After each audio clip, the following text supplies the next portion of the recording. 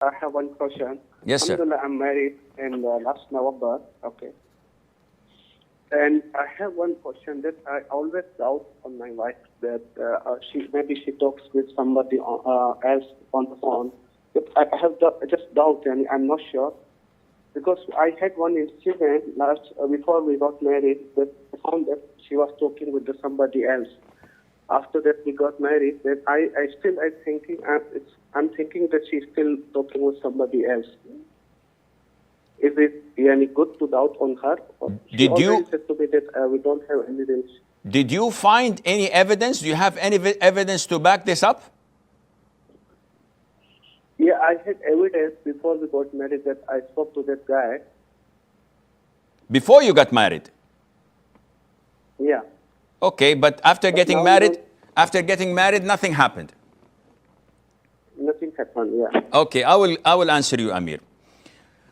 Amir has a problem, and these problems are initiated totally by shaitan. Why? In verse 102 in chapter 2, Surah Al-Baqarah, Harut and Marut, the angels, were descended and ordered to go to earth and teach the people black magic, while giving them the disclaimer, if you learn from us, you will become disbelievers and end up in hell. We are a fitna. Allah has sent us as a test. So don't learn from us black magic. Beware. Allah says in verse 102, the devils go and learn from them black magic, where they separate a man from his wife. Imagine, Allah did not say where they inflict poverty or diseases or wars, which are calamities. Rather, Allah indicated that something that must be paid attention to. They learn black magic to separate a man from his wife. So this is the prerogative, this is the objective of shaitan, to separate you from your wife. And also the Prophet said, ﷺ, that Satan erects his throne on water and disperses and dispatches his soldiers all over the world. One of them comes back to him and says, I whispered in his ears until he fornicated. Satan says, you didn't do anything. Tomorrow he's going to repent.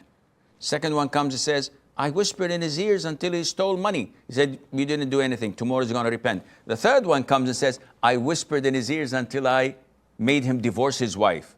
Satan says, you are the man, and he makes him sit next to him on the throne. What does this tell you?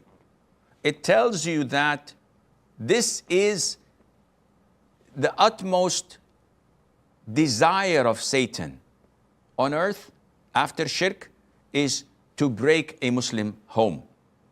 Akhi, you should fear Allah Azza wa Jal. The track record of your wife since she got married to you was perfect. She's a faithful woman. She is dutiful woman. And she is obeying you and respecting your parents, serving them like a slave, doing everything in her possession to make you happy. Are you grateful? No. Are you showing your gratitude? No. Are you praising her? Not at all. Why? Because she had a conversation or a relationship with someone before marriage. And you, mashallah, were, mashallah, Mr. Perfect. You were in the masjid all the time, 24 hours, 7 days a week. You didn't do any sins. Ya akhi, fear Allah Azza wa Jal. Aren't you afraid that Allah will expose your sins big time? And then nobody would even dare to sit with you or talk to you or even look at you? You're talking ill about your wife over something she did in the past. And who among us did not have a past? Ya akhi, you should fear Allah. Allah says in the Quran, O you who believe, avoid much negative assumption. اجتنبوا كثيرا من الظن. Indeed, some assumption is sin. Some is sin. And what you're doing is totally sinful.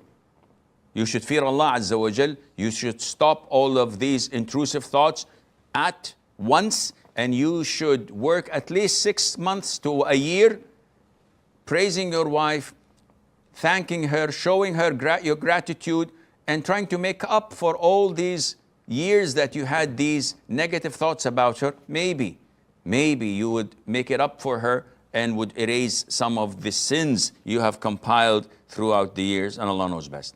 Then